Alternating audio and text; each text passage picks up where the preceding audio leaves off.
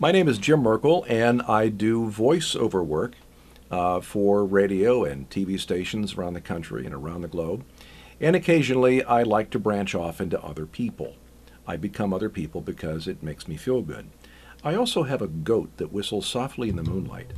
One time in an old man's car, I painted flames. I always wanted to parachute out of a plane with a hunk of cheese. I have a pear-shaped hat.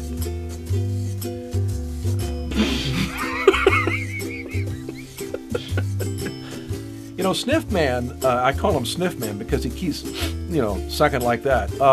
Sniff Man is a guy who knows basically all the heavy stuff. If it's about trucks, Sniff Man is on scene. He'll go ahead and give you what you need to know. Trucks.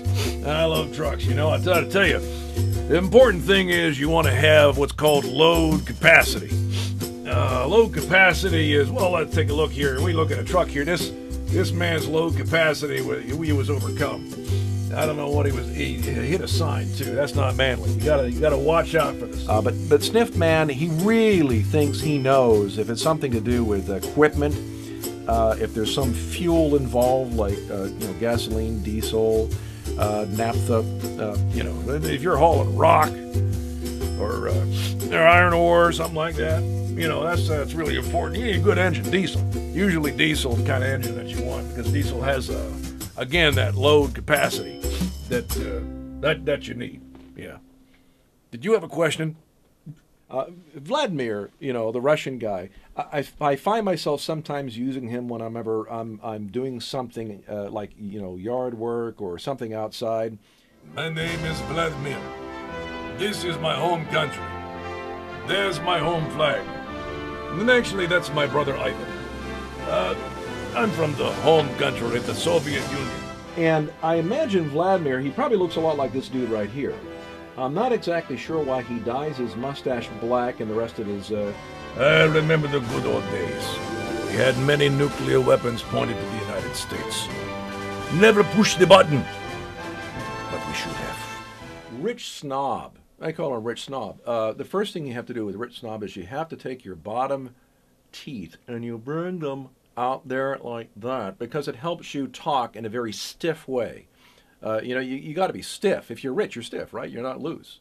I need to check on my investments. Yes, I'd like to. It'd be fabulous. Yes. I noticed that you're doing a search right now for gold bullion. No, this is not a search. And the whole thing is patterned after a guy by the name of Thurston Howell on Gilligan's Island. These are actually my webcams. These are live webcams. Well, actually, that just looks like a Google search. Is that? No, this is not a Google search. This is, let me just quickly go to this. This is actually the back room. He was the rich guy, but with all his riches, he couldn't get off the island. And he talked like that in a very snobbish way.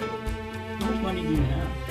I don't really know. I think Bill Gates has a lemonade stand compared to what I have.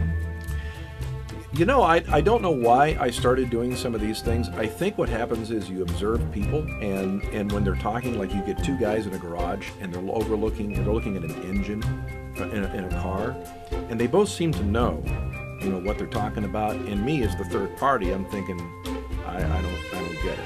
So you need these characters to be able to introduce yourself into the lives of those that you have no business being in. Smokers laugh.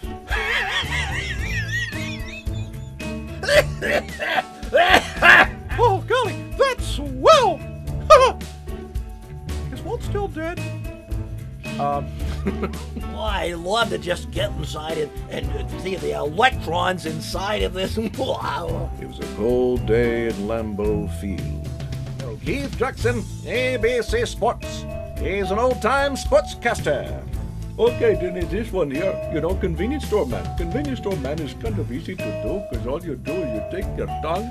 With a name like Smuckers, you gotta be good.